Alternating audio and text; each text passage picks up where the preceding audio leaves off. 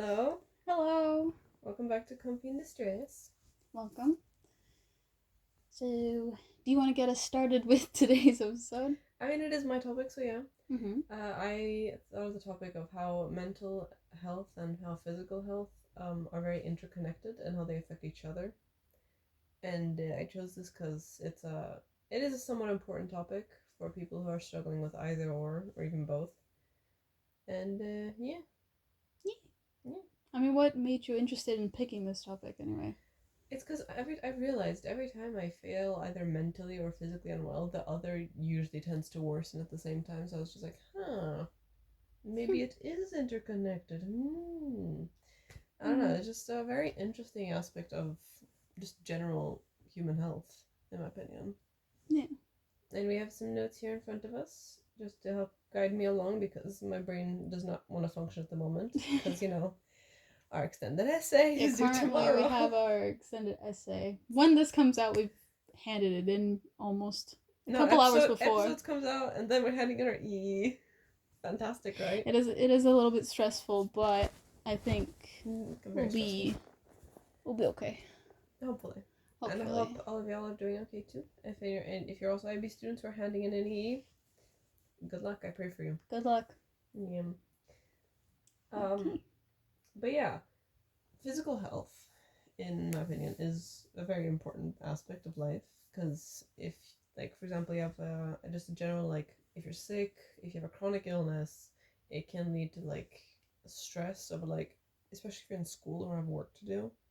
Because, like, for example, with like if I get sick, for example, I just sit there and I kind of can't do anything because I either can't see or I can't think because like headaches or whatever. And this usually affects schoolwork because then I can't hand in stuff on time, which can raise stress and like it can also, which links back to our other episode, it can raise your cortisol levels, which we've talked about is not great. It can also weaken your immune system further if your cortisol levels are raised because it can suppress your immune response, and that is not good because the weaker the immune system, the more risk for more illnesses and sicknesses to appear. So that's just not great. Yeah. And when you're sick, or like, yeah, when you're sick, you can also neglect yourself physically by accident because you can't do much when you're sick sometimes, which is also not fun. Do you have anything to add? It's just we're already aware that like our nervous system and our brain are all connected. Everything goes through our entire body. And at least something that I find very interesting, it's not only that it's connected, but how our body responds to it before we actually have an understanding of it. And I find that really interesting. It is really interesting. Yeah. Yeah. Like What it's are. also no. No, go You ahead. go first. No, you go. You go. You go. I was just gonna say how like the mental aspect of it all, like if you have like severe anxiety or severe depression or even just a mild version of both, it can like raise blood pressure, it can cause you to neglect yourself further, it can cause you to spiral, and it just, the mental health affects the physical health so much more than people actually realize. Like I only realized this like 2 or 3 years ago Yeah. because I was going through a period of time I did not take care of myself because I just couldn't like do anything. I was stressed out of my mind. I was moving at the time. It was not fun. And I Yeah. was like, oh my god, why am I sick all the time? I wonder why. Yeah, the built up of stress and things to do, just your body will have a reaction to it. It does. Yeah. I, for one, recently kind of had a similar thing where for the past month I've been overworking myself and putting so much pressure on, like, I need to do really well with all my subjects and my grades and everything, to the point that anything that happened, I honestly just put like this negative light into it of like, you're not doing good enough. Of course, you ended up like procrastinating and always like, putting like bad light on when I didn't do things correctly. And way before I realized it was that, it was my body just constantly having headaches. It was making it harder for me to get up in the morning because I just didn't want to get out of bed, knowing that what would come throughout the day. The constant That's fair. thought of the future is also not that great, which is why I envy children sometimes because yeah, at the time you're just always thinking about that present day. And I think when we do think about the present day, we get to take things one step at a time, and it's a lot more relaxing and a lot better. But as you grow older, you do think a lot about both the future and the past, but rarely the present. We just do what we can for the future, or we're doing things based off the past and not wanting something to repeat again or something like that. Or you're doing something you missed out on because in the past you didn't have an opportunity to. Yeah, exactly. So that becomes like some people miss out on stuff when they're younger. Mm-hmm. Like, and the whole envy thing. Like, also, I also envy people who have all of their stuff figured out either by this point or like when they're adults. Because like, yeah, how dare you? Yeah, but the levels of maturity and different lifestyles affect it a lot. Yeah. So, yeah, but that was at least my experience with my body having a reaction way before I actually realized what the problem was. At least what helped me was talking about it to someone close to me. In this case was my boyfriend. And being aware on how it also like affected other people as well. Yeah, that's fair. Yeah, so I realized this a lot earlier on. I just didn't really think about it because I was a kid. Mm-hmm. Like back in, I'll say third grade, I always felt major stress and like anxiety about going to school on a specific day. Yeah. And I didn't want to go at all. So I just told my parents, hey, I don't feel well. I need to stay home. And this became a weekly thing where I was just missing on one day of the week. And I understood like stress, I feel bad, and then I feel bad throughout the whole day. But if I don't go to school, I don't feel bad. Because I was like what 10? No, 9 years old. I think. Third grade? I think it's like around 8 or 9. I was 8 or 9, somewhere around there, and I've already that I linked the whole like, oh, I don't feel good up here. Suddenly, I also don't feel well like in my stomach or like I'm feeling like major stress at like it's such a not fun realization when you're a kid because like you obviously don't want to be stressed as a kid. You just want to have fun, see your friends, enjoy your life. That's not always the case though, which is sad. Yeah. Like, especially like kids with like chronic illness or something, because once you realize that I'm gonna live with this forever. Mm-hmm.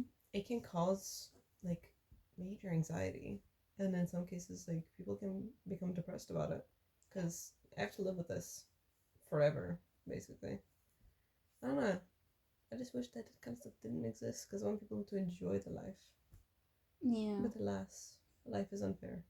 But we have to be very thankful that our body has like reactions, because if it wasn't for that, we would probably just continue doing very like toxic habits and like unhealthy things to ourselves. Yeah. It's basically our body just telling us, hey, there's something wrong. Stop doing that thing. I don't know what it is, but you're doing something. So having like our bodies react, it's such an incredible thing. It is, because it's like an inbuilt support system. Yeah. But there's also some flaws with the inbuilt support system, because I like heard and like read about like small cases of like our nervous and immune system is not always the best because it sometimes attacks the wrong thing. Because like I've heard about people who like have had issues with one eye, and then the brain, because apparently it's not. I don't know if this is right, so don't quote me on this. I don't think it's aware of our eyes. Like the immune system isn't, so it attacked the wrong eye, so they had issues with both eyes afterwards, and I was just like, oh my god, that's scary. Because if you have issues with some part of you, and then your brain thinks, that part's fine, this other thing though, you can just become a lot worse, and the stress about that is horrendous. I fear it is actually pretty terrifying. Yeah, but the thing is, it's like, it's an amazing thing overall, and its whole point is to help in any case. Like, it signals if like there's something wrong, there's something that's not supposed to be there. Mistakes do happen though. They do. Things left there for too long and not being taken care of is also another thing. True. don't know, it's just an interesting like concept, the immune system. It's like, what the hell is this Yeah. thing? Because we rely on it to basically live. Because if we didn't have it, we'd be extinct long ago. Yeah. How much can we rely on it? Not always. Because sometimes it also doesn't pick up on things that are there, which is honestly very sad. Because like if you're like suffering from something serious and it just doesn't treat it, you're like, why do I feel this way?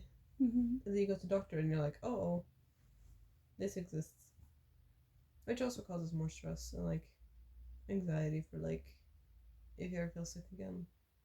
Which is why I kind of both understand and don't understand hypochondriacs. Like they are so stressed over their own health. Like every minor thing, they immediately go to a doctor. I was like, I get you, but it's a very, very far extent of the worrying about your own health spectrum of things. There's also just a lot of diagnoses and things that have a lot of similar symptoms. Yeah. And as I'm not saying to not go to a doctor, I never said that. Okay. Go to doctors. Go to doctors if anything like is wrong and you aren't sure. It's better to be safe than sorry. But obviously, not only is telling your doctor what you're feeling already a bit difficult, it's how they will interpret it sometimes will then affect how they diagnose you with something or what kind of medication. And there are times where it'll be wrong. Yeah. We're human. Sometimes we'll get it wrong. And as incredible as language is, miscommunication happens all the time. Yeah. And not knowing how to describe certain things. I mean, already different languages have different ways of expressing certain things. Something that could be written in a sentence in English could be just a word in another language because it's something that they prioritize and needed in translation. So in some cases, it might be difficult to explain something to a doctor regarding on what you're feeling and how your body is reacting. But at the same time, yes, go and it's safe. It's better to be safe than sorry. That's fair. If anything.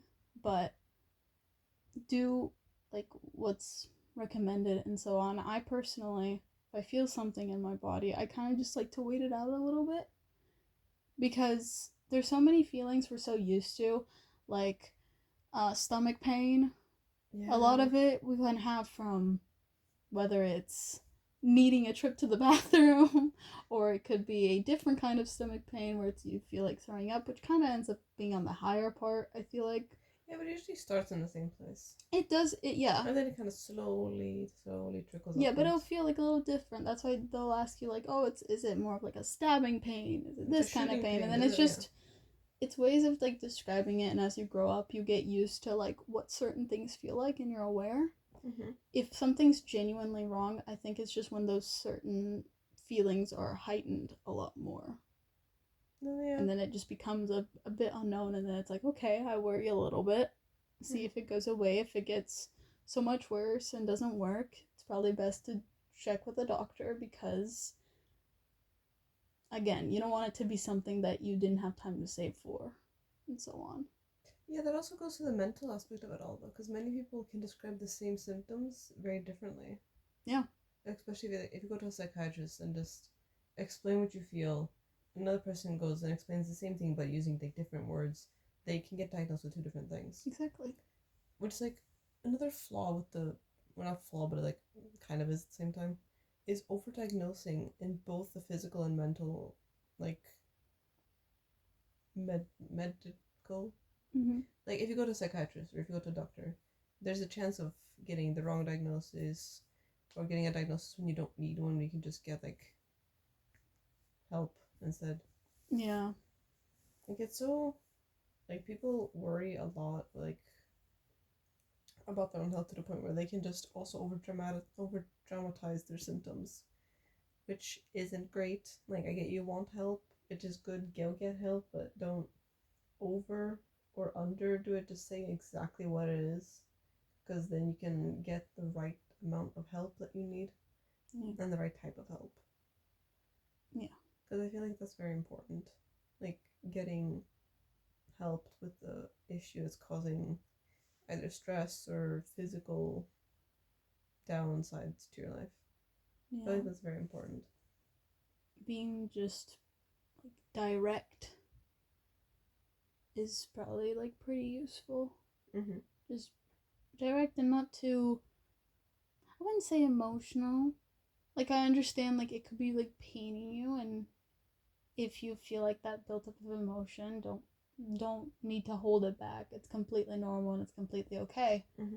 It's more of just like for doctors you like have to get to the point, and when you are scared sometimes we do overreact on what would be like minor things. Yeah, because like I get it's also like the whole like wanting to get help faster and like getting more ahead of the issue, which is good. But yeah, you need to be more straightforward with the whole getting your point across to doctors. But in this case, this is like in a medical, like kind of situation. A more normal situation would most symptoms, I think, for majority of stuff, like if our bodies are like being overworked mentally, I think majority of the symptoms we get are headaches, sometimes stomach pain. Yeah. I feel like I don't know how to describe this myself, but just sometimes you just feel really heavy. Yeah. Yeah, feeling heavy is something I'm very familiar with because usually for me it stems from my stress. And I feel like my body just wants to kind of collapse in the moment. I kind of just want to ragdoll around instead of. Yeah, or just be like still in one place. Like you don't want to get up. It becomes so much harder to get up. And I don't know. I mean, do you have ways that you are able to like kind of recognize or the same try ways, to get up? the same ways as last episode. I nap through it. You nap through it. Either nap through it. I watch a show that I like. I eat good food. Never underestimate the power of food. That shit's good. Oh, anyways. I need to tell him the sense of that later. But just generally doing something to take my mind off of whatever's stressing me and like helping me just focus on something that's more positive helps get that feeling of either heaviness or stress away from me, because then I'm like, this is a nice moment, and then I go back to whatever it is and actually deal with it. Yeah, take a break. Don't start with the Hamilton reference. Take a break. No. Yeah.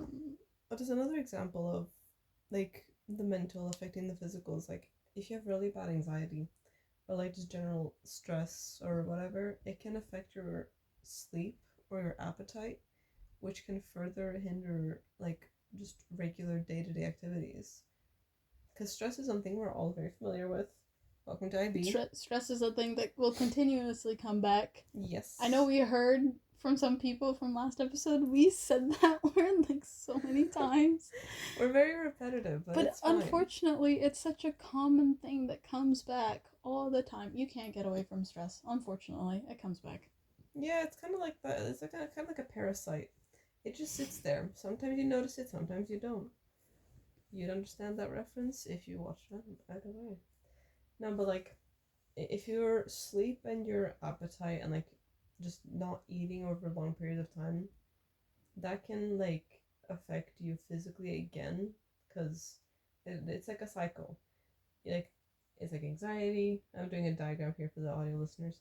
We start anxiety at the top, and then we move down, and here's this poor sleep and appetite, or like not eating, or just generally not taking care of yourself, which can further lead to like fatigued, like not one like feeling tired throughout the entire day and not being able to do anything. But it can also weaken your immune system, which is where the physical aspect comes back in, which can increase to other health issues, and then just leads back to anxiety. It's like a cycle. Yeah. But it gets bad because as someone who's had to endure a lot of stress, I've dealt with this before. It's like the whole not sleeping part I'm used to. The feeling fatigued and like just generally weak all day is something that like plagued me, because I was like, why do I feel like this? I wonder why. I was not taking care of myself like at all, which led to me having to go see a doctor and like, yeah, you're not good. Stay home. Take a break. Take a break. Yeah, but sometimes just taking a break is the most beneficial thing you can do. Yeah. Because it can be like either a break from school, a break from your life for a minute. Like not too long, obviously, because people have responsibilities. Yeah. Which is another thing. It's the fear of like, okay, but if I stop this, I'm stopping my entire life. But you need a balance of everything to actually. That's not like that. You need a balance of the things and not like that. Shush, continue. For the younger generation, my parents are watching and they're not gonna get this. For the younger generation, she just did the 6-7 hand movement basically. It's how you represent balance. No, I know, because I think I did it the other episode when Yeah, we were when we laughing first about met. it. Yeah. Anyways. They should not exist. Okay, back to back to the topic. I lost track. You need a balance in life. Of shut up. It's just like Of taking a break and working. exactly. Like doing your tasks, doing whatever it is. If it's a project, if it's work, if it's your hobbies, literally anything. It can even be the things that you enjoy the most. Because if you put effort and focus into it, that will take some energy from you. And that's why we gain energy then from food, from sleeping. There's a reason it's recommended all the time. Yes. You need to sleep so that you actually have energy. And sometimes it's also a mental thing. Like a mental block you have. Yeah. Which is why, like, for example, spending time with people you care about or just like being around like other people can help like boost the whole wanting to do something or just wanting to complete a project. Just like body doubling can help so many people. And for those who don't know, body doubling is just like when you sit together in a room. You don't talk to each other when you can, but like usually just you just sit there and make sure the other one is being productive. Yeah. Either that or you're just doing your own work and your brain is just kind of like, well, they are doing work. So now I have to do work or else I look lazy. Yeah. And it works. And if sometimes. You don't have someone to do this with in person, like calling someone and just you both of you sharing your screen can help a lot as well. Because whenever I don't sit in a room with someone, I'm usually on call with just literally anyone. They share their screen and I see that they're doing work. I share my own and I show that I'm doing work, and whatever one of us gets sidetracked, we're like, hey, throw your phone away. Yeah. I heard that clash. Go away. Don't bring back clash. Listen, it's the one thing I deal with day to day. Anyways. Yeah, but that's also, for me at least, I moved my setup to a different space because before I had it in my room. And although I like working alone, I will let you speak, Soph. No, don't worry about it. Where are you pointing? Oh, it's because I'm right above this room. Soph basically pointed up to the ceiling. Because we're in like a basement. So the first floor is where most right above us is where I'm working. You're like right there. Yeah, I would be like right there. But yeah, so I moved it because it would also be useful to sometimes have company and not be on my own. And it can be a nice way of like body doubling as well. Yeah. So I have someone that's like working next to me as well or on the computer. And if anything, I'm not going to say who it is because I don't know. No, I wouldn't say she's working, but that's a different story. No, but we've talked about this. The pressure of seeing one of us working is going to push the other to do it. No, not that one. That one will do whatever. Because it's me, she might actually do work unless she gets used to me, which she probably will. Well. Anyway, she has to do work. I don't care. I will make her do work. Good. But yeah, so that's why body doubling is a really, really great thing. And as I was mentioning about taking care of yourself when it comes to like eating and food. Those are two things that are extremely great for energy. If you don't really have a great understanding of food, I'm just going to explain it right now. If you lack feeling full, have more protein. That makes you a lot more full, and just overall, it's really good for you. For other things too. Isn't that what carbs are good for too? Carbs are good for your energy, and that's what's important. If you're not eating enough carbs, what are you doing? You're not you're not energized for the day. Mm-hmm. Your body needs it in order to perform many tasks. And then, of course, you have your nutrients and your fiber that you get from your vegetables and your fruits, which are just important. You should get your vitamins from that. If you're lacking something, you probably should take like vitamin gummies or something. Are you good? Okay, this might be a bit off track and a bit like stupid, but aren't there two different kinds of carbs? Slow and fast ones? I learned about this in like PE.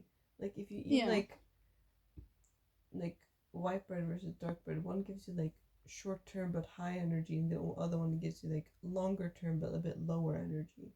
Yeah. Am I correct in You're saying that? yeah. That's why it's like a bit complicated when it comes to diet, and I myself am still learning a lot because what foods should I pick to get me to those requirements? It's the same thing with fats. There's healthy fats, and then there's other crappy stuff we don't talk about. Just eat correctly. Eat healthy stuff, even if you did have like the white bread, for example, which can have some bad stuff at times and might not be great. There's nothing wrong with it. It's eating high processed foods often that will probably cost you most of the problems. Yeah, because like it isn't good for you, but like it's so delicious. Don't get me. Yes, it's so good, but it's not like it's not. It's not fulfilling. It's fulfilling mentally. Mentally, but then your body's like, I want more because it wasn't enough, and that's why I say sometimes to maybe eat more protein if you don't have enough of that, because that does fill you up, and then you can. But to be fair, like for example, Max, it's so good. I can eat it every day, but I can't because it's not good for me. Yeah. But it's so good. I want more. We love processed food, and that's why you don't restrict yourself from it. You have it once in a while, and you're like, I feel great. That's why you make healthy alternatives at home. Which is hard sometimes, because sometimes they taste absolutely horrible. No, but that's why you make quesadillas. Or like everyone has like their, like in this household, everyone has their own like mixing pot basically of a dish. Like one person has piti panda, which fills a lot of requirements. He makes his own twist of it, which has like proteins, carbs, everything in it. My mother makes a stew of some kind. I make quesadillas. That is my thing. He's returned. No, but that's my thing, because I have it with eggs for protein, ham for what's in ham? Basically, also protein. Fire. I think there might be fats as well. Fats is also in eggs as well, but it can be a bit too high, so don't have too many eggs. I have one egg per quesadilla, and I eat one or two, so that's fine. And then I have tomatoes and cucumbers for just vegetables, and then the bread, of course, which is carbs. So I have just like a mix of everything in there, which is great. Yeah.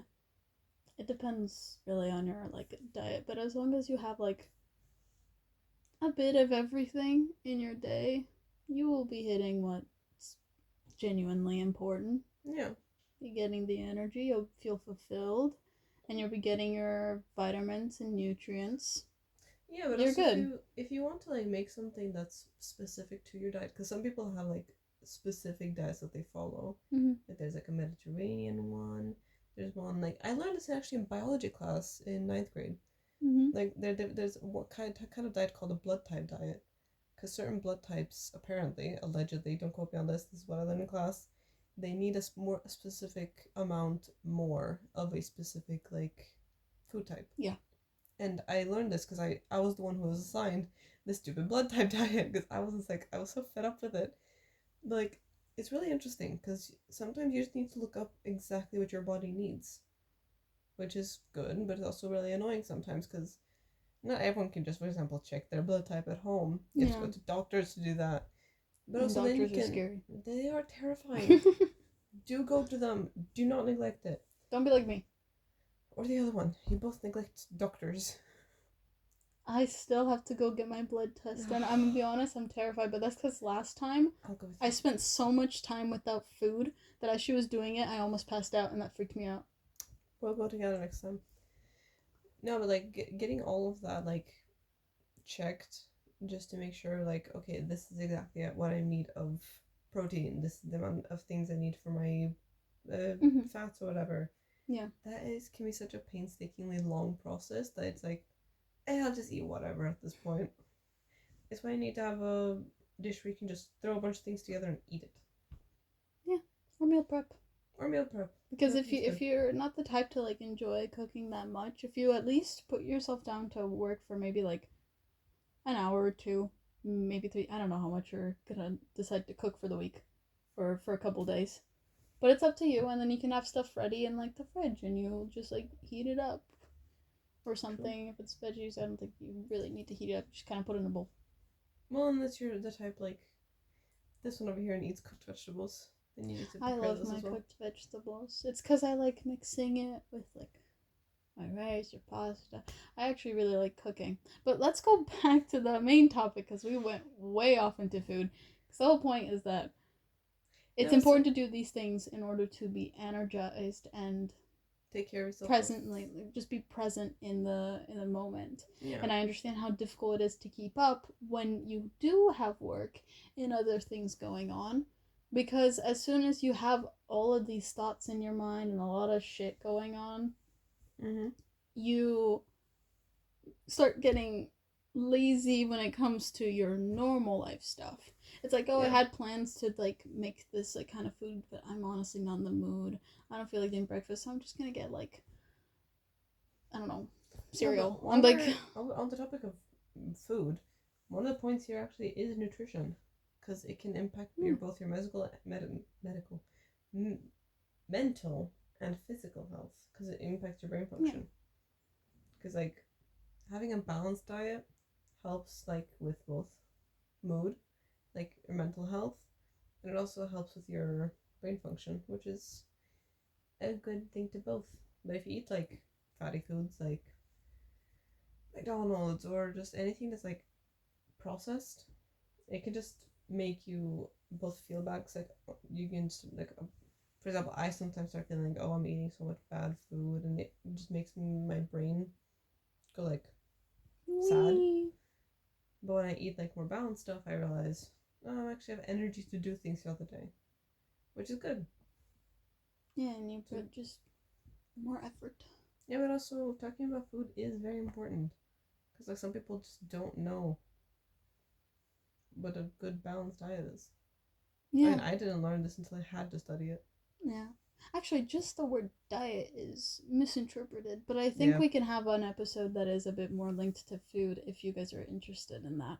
So do let us know on there. Please. Or I checked Spotify comments do work now, so you can put a comment there as well. But please message the anything podcast related. Message the podcast Instagram, please, because then we can both see it. I don't want to be a messenger. Please. Just go there. I'm not an owl. I feel like most people know that reference, but that's Harry Potter. If anyone doesn't, you better watch the movie. Watch it now, as November's coming up, but it's October. We still have so much to do in October. As soon as November hits, we're watching Harry Potter. Yes. But if you ever want a good feel good, kind of sad, kind of happy, like movie series, Harry Potter is genuinely a good recommendation. And magic. Do you like magic? Do you like fantasy? Do you like a school setting? Boom. Do you want a kind of flawed storyline? Boom. We don't talk about that. Do you want a horrible author? Boom. Anyways. The movies were before we found that information. Well. Part of it. No. Part of it really wasn't. Well, people didn't really talk about it as much. Anyway. We're getting off topic. I can't speak. Sorry. We're getting off track. Getting off track. Yeah, that's just like the link between mental health and physical health is really important. Because if you neglect one, your body neglects the other. Yes. That is a picture of all time. Why, thank you. Okay then. Okay, well, I know we got a little bit off topic for a bit. But that's fine. And we put so much emphasis into food. As important as it is, overall, it's like, listen to your body because your body will be aware that there's something wrong way before you actually realize it. Don't always listen to your brain. Look into it. I'm gonna bring back what you said like the other time. Journal, if that makes it more like easier for you to know what's going on. And talk to a doctor or a friend or a family member or anyone really about how you're feeling, and if they're like, okay, that might be a bit too weird, but try to look for alternatives in order to find out what's wrong. Yes. But yeah, do you want us to talk about anything more about more about something that was mentioned in this episode Or not mentioned. or not mentioned? We've been saying want to. stress so much, and I'm very sorry. We can go off topic from stress and into other things. But it's a good way to de-stress to not talk about it. It's a good way to de-stress is to not talk about stress. Is to talk about literally anything else. Then let's stop talking about stress until it comes back. Until it's back. Because which is today. No. As soon as we stop recording, I'm doing my EE. So am I. But anyway, for all of you who are doing the EE, as we said earlier, good luck. I believe in you. Don't die. That's a great one. Eat your food. But hold on, no. This episode comes out right before we have to submit the That's EE. us, but I know that there's other schools that are not submitting at this time. Oh, yeah. But this is at 7 in the morning when it comes out, and we have to give it at 9. 7 in the morning, 7 our time. Our time. So at 9, for the people at our school, I hope you handled it well. Got everything good. This will be very sad if only now you're going to figure this out, but you need a physical paper too, and I'm very sorry if you have in a rush to do this in less than 2 hours. I don't know if that's an IB requirement or an our school requirement. I have no idea. But at least for our school, make sure you have your physical paper and everything. Also, I know I have a friend who's currently in DP1. Take care of yourselves, everyone who's in DP1, because it's not a fun time. But DP2 only gets worse, so... Yeah. Trust me, enjoy what you have, work with what you have in the moment. And yes. No, so the titles... Just be aware of yourself. It's okay if we go off topic of the titles, because they're more of just suggestions of what's in the episode, not actually full content. No, it's not full content, but we do sometimes spend a bit too much time into one thing that's completely this can be so much more than just one. Nutrition is important because it affects all aspects of what the hell we're talking about. So if you want an episode on that, we'll do the research. I want to know more about nutrition. Yeah, fair. And eating properly. We might even cook something for the end. No, terrible idea. Or we can make a cooking episode. The people that listen aren't gonna watch, and that's majority of people. No, they can just. They'll see the Instagram. It's fine. I'm gonna talk through the steps. It's fine. And so today we are going to make. Okay. And now I'm taking the pan. Pan. Yes. But yes, thank you so much for listening to this episode or watching it, and have a good day or good night, wherever you are. Bye. Have something. Bye. Bye.